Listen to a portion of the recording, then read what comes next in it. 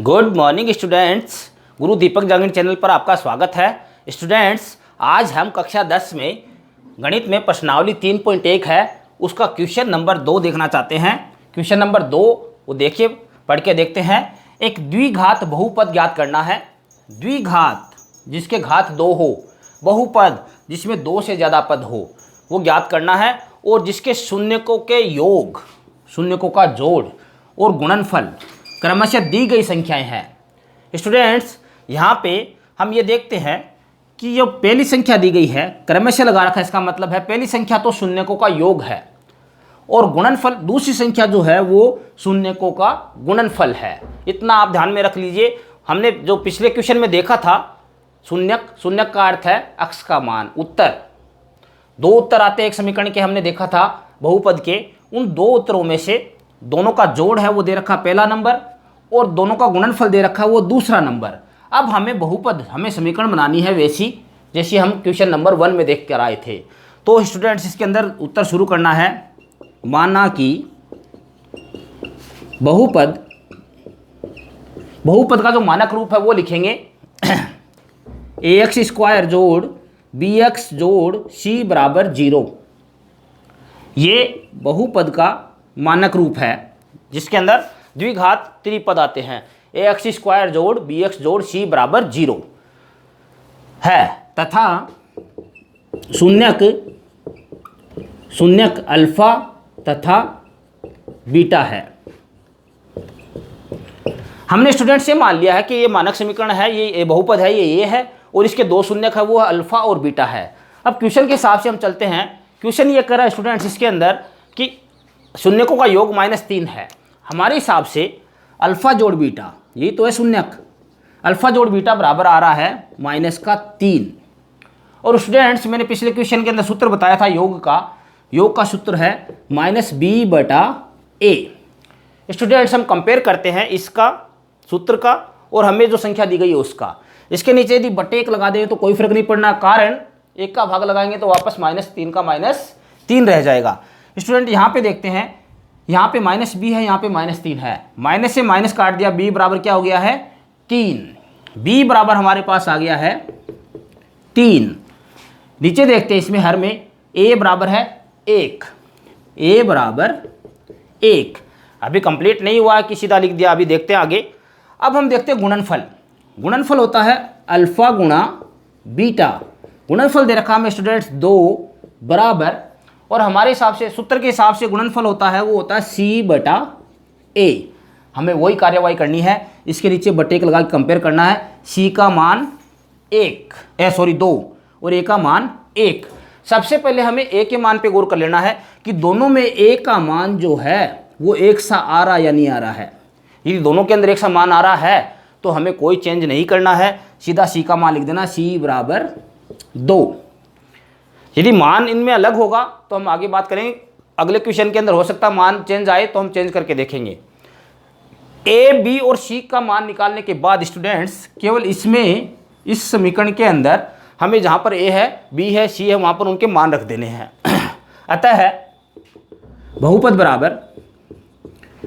बराबर सबसे पहले a है, a के साथ x² है, a का मान है 1, एक यहाँ रखे, 1 को x² से गुणा करें तो सीधा आ गया है x², जोड़ b का मान स्टूडेंट 3 है, 3 यहाँ पे 3 रखे, 3 को x से गुणा कर दिया 3x, जोड़ c का मान स्टूडेंट्स यहाँ पे 2 है, 2 रख दिया c की जगह तो यहाँ पे आ गया है 2 बराबर 0, सामने था ही। ये हमारा फाइनल आंसर हो गया है। आप स्टूडेंट्स स्क्रीनशॉट लेना चाहें तो ले सकते हैं। दूसरे का दूसरा क्वेश्चन देखते हैं स्टूडेंट्स। ये जो लाइन थी ये यूँ क्यों हम रखेंगे, हर क्वेश्चन के अंदर चलेगी ये। माना कि बहुपद ax² जोड़ bx जोड़ c बराबर 0 है और उसके शून्यक है वो a और b है। दूसरे क्वेश्चन में हम देखते हैं शून्यकों का योग दे रखा है वर्गमूल 2, तो हमारे हिसाब से अल्फा जोड़ बीटा बराबर वर्गमूल 2। और स्टूडेंट्स, शून्यकों का योग का सूत्र जो है वो होता है -b/a। हमें वैसे ही करना है, बटे 1 लगा देना है a के मान के लिए। अब शून्यकों का गुणनफल देखते हैं पहले। अल्फा गुणा बीटा बराबर, गुणनफल दे रखा है स्टूडेंट्स 1/3। 1/3 बराबर गुणनफल का सूत्र जो होता है वो होता है C/A। स्टूडेंट्स अब की बार हमें देखो ए के अंदर पहली वाली समीकरण के अंदर ए का मान आ रहा है 1, दूसरी वाली समीकरण के अंदर आ रहा है 3, दोनों बराबर नहीं है तो बराबर करने के लिए हमें ए का मान चेंज करना पड़ेगा। चेंज करने के लिए हमें क्या करना पड़ेगा, इसमें 3 है तो इसमें भी 3 कर देंगे। इसमें 3 करने के लिए हमें अंश और हर दोनों को 3 से गुणा कर देना है। तो यहाँ पे मैंने 3 से गुणा कर दिया और यहाँ पर भी 3 से गुणा कर दिया।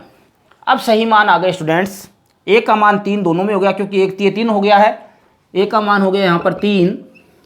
बी का मान देखते हैं, बी का मान है 3 वर्गमूल 2, लेकिन माइनस का निशान है इसलिए बी का मान होगा माइनस का 3 वर्गमूल 2। ये माइनस का निशान है, इधर नहीं है इसलिए माइनस का निशान इधर आ जाएगा। b बराबर -3 वर्गमूल 2 और c का मान सीधा सीधा है 1। c का मान हो गया है 1, इसलिए बहुपद लिख देते हैं अब। इसलिए बहुपद बराबर सबसे पहले इस समीकरण के अंदर जो मानक समीकरण मैंने बताई है इसके अंदर a का मान रखेंगे। a का मान है 3 को अक्ष स्क्वायर से गुणा कर दिया है 3 अक्ष स्क्वायर। फिर स्टूडेंट्स b का मान रखते हैं माइनस का वर्गमूल 3 वर्गमूल 2 अक्ष से गुणा कर देते हैं तो माइनस का 3 वर्गमूल 2 x। c का मान स्टूडेंट्स 1 है तो c की जगह 1 रख देते हैं, जोड़ का 1 बराबर 0। ये हमारा इसका फाइनल आंसर हो गया है। आप स्क्रीनशॉट लेना चाहें इसका ले सकते हैं। इसके बाद हम इसका तीसरा क्वेश्चन देखते हैं। ये लाइन जो है कि बहुपद हमने ये मानक समीकरण मान ली है और शून्य का अल्फा बीटा मान लिया, ये हमें हर क्वेश्चन के अंदर सेकंड क्वेश्चन के हर क्वेश्चन के अंदर रखनी है। योग देखते हैं शून्यकों का। a जोड़ अल्फा जोड़ बीटा बराबर माइनस का 1/4 और सूत्र के हिसाब से होता है माइनस का b/a। यहाँ पे गुणनफल और करते हैं उसके बाद में देखेंगे। गुणनफल होता है a गुणा b, अल्फा गुणा बीटा बराबर गुणनफल दे रखा 1/4 बराबर c/a। स्टूडेंट्स हम साफ देख रहे हैं कि a का मान इसमें भी 4 है और इसमें भी 4 है, इसलिए हमें कोई प्रॉब्लम नहीं है, कोई चेंजमेंट नहीं करेंगे। a बराबर 4, b बराबर माइनस से माइनस कट गया, b बराबर 1, c बराबर भी 1 है।